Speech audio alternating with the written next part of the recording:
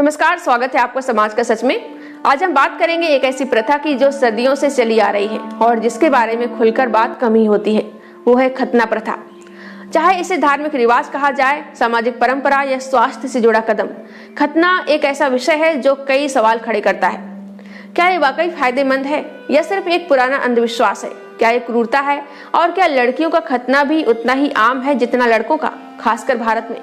आज के इस वीडियो में हम खतना के हर पहलू को तार्किक ढंग से समझेंगे।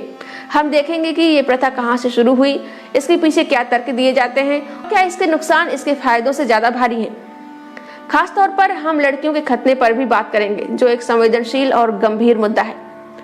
खतना, जिसे अंग्रेजी में सर्कमसिजन कहते हैं, एक ऐसी प्रक्रिया है जिसमें पुरुषों के लिंग की चमड़ी को सर्जरी के जरिए हटा दिया जाता है।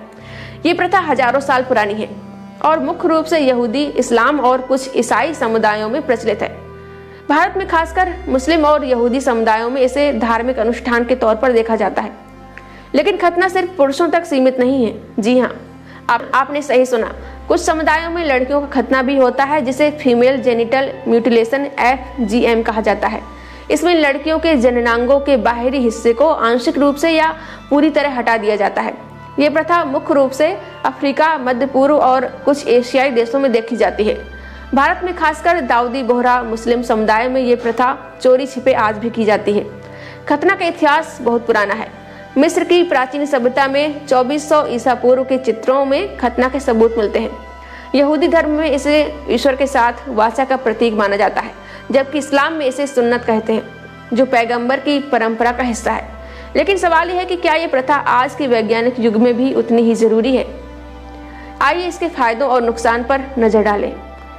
पुरुषों के खतना के समर्थक इसे स्वास्थ्य से जोड़कर कई फायदे गिनाते हैं। आइए इन दावों को समझते हैं और देखते हैं कि क्या ये वाकई सच है। सबसे आम तर्क है कि खतना स्वच्छता को बढ़ावा देता है। लिंग की चमड़ी के नीचे गंदगी या बैक्टीरिया जमा हो सकते हैं, जिससे इन्फेक्शन का खतरा रहता है।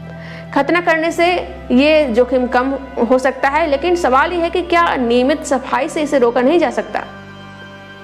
वहीं कुछ अध्ययनों में दावा किया गया है कि खतना करने से HIV या अन्य यौन संचारित रोगों का खतरा कम होता है, लेकिन ये अध्ययन विश्वसनीय नहीं है।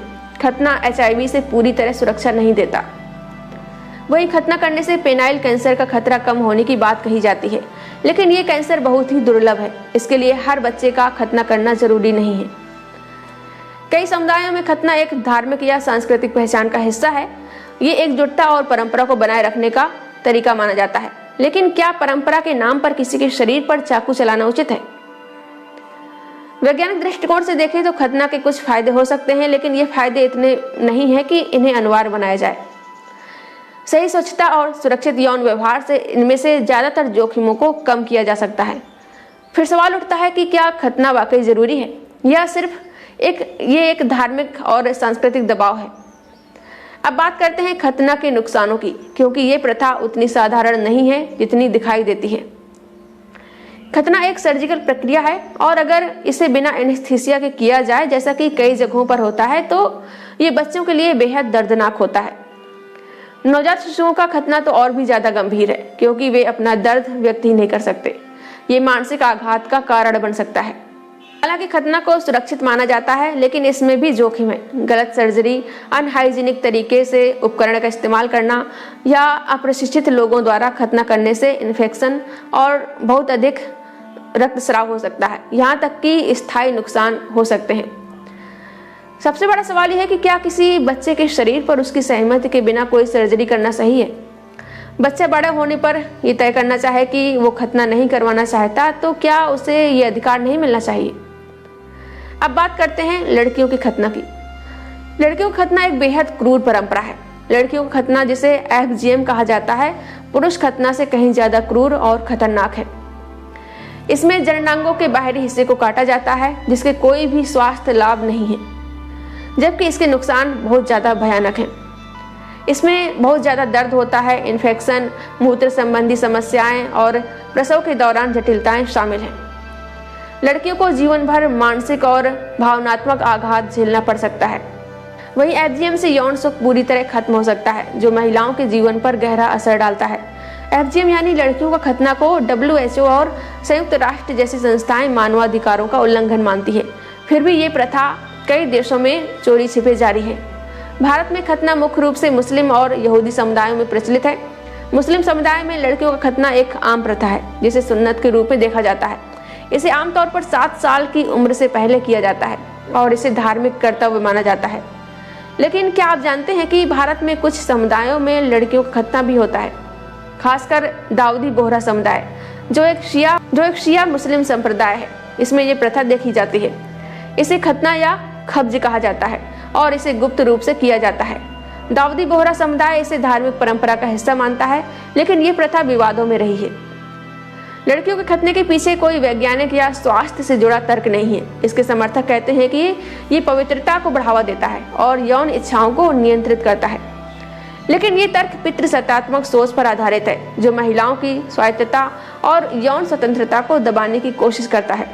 ये प्रथा न केवल शारीरिक रूप से हानिकारक है, बल्कि ये महिलाओं के आत्मसम्मान और मानसिक स्वास्थ्य पर भी बहुत बुरा असर डालती है। भारत में महिलाओं के खतना के खिलाफ कई संगठन जैसे सहयोग काम कर रहे हैं। ये संगठन बोहरा समुदाय की महिलाओं को जागरूक करने और इस प्रथा को खत्म करने की कोशिश कर रहा है। लेकिन सामाजिक और धार्मिक दबाव के कारण ये क्रूर अमानवीय प्रथा अभी भी चोरी छिपे जारी है।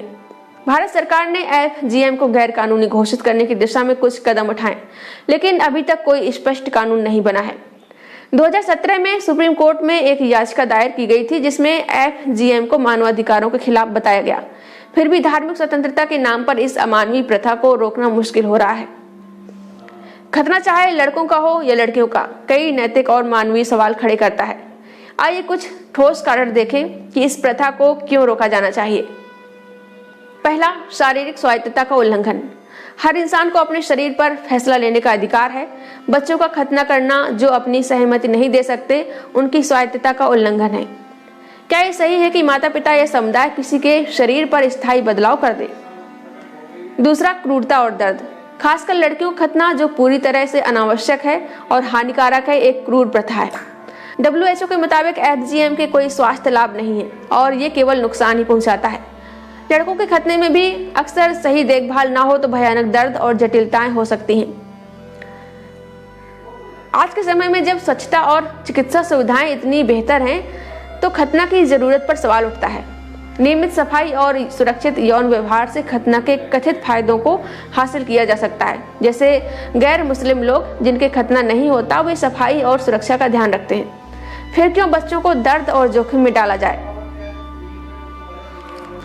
खतना अक्सर धार्मिक या सांस्कृतिक दबाव के कारण किया जाता है, लेकिन परंपराओं को आंख मूंदकर मानना सही है क्या? सोचिए, खासकर तब जब वे किसी की शारीरिक और मानसिक सेहत को नुकसान पहुंचाए। बात करें लड़कियों के खतना की, जिसे FGM कहते हैं, तो इसे किसी भी रूप में जायज नहीं ठहराया जा सकता। ये न केवल शारीरिक नुकसान पहुंचाता है, बल्कि ये महिलाओं को उनके यौन और मानसिक अधिकारों से वंचित करता है। इस क्रूर अमानवीय प्रथा को पूरी तरह खत्म करना बेहद जरूरी है। दुनिया भर में खतना के खिलाफ आवाजें उठ रही हैं।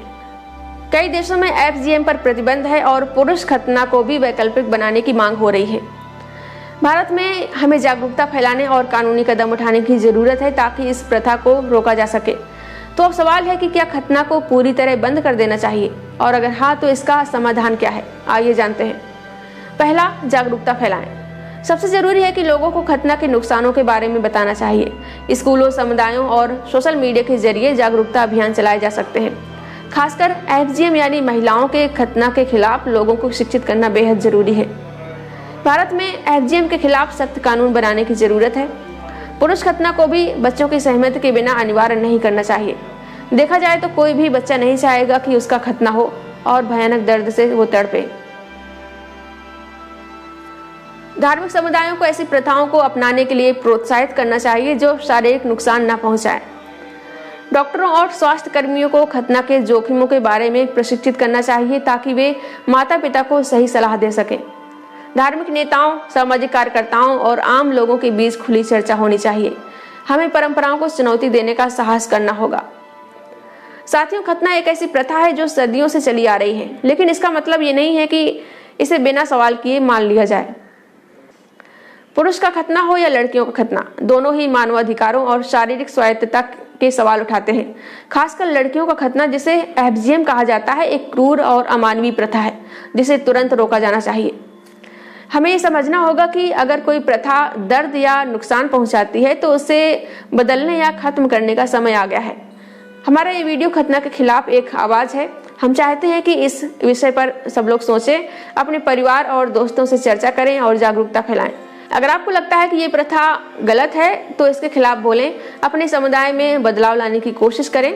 क्या आप मानते हैं कि खतना जैसी प्रथाओं को आधुनिक युग में जारी रखना चाहिए या खत्म होना चाहिए? अपने विचार कमेंट करके जरूर बताएं।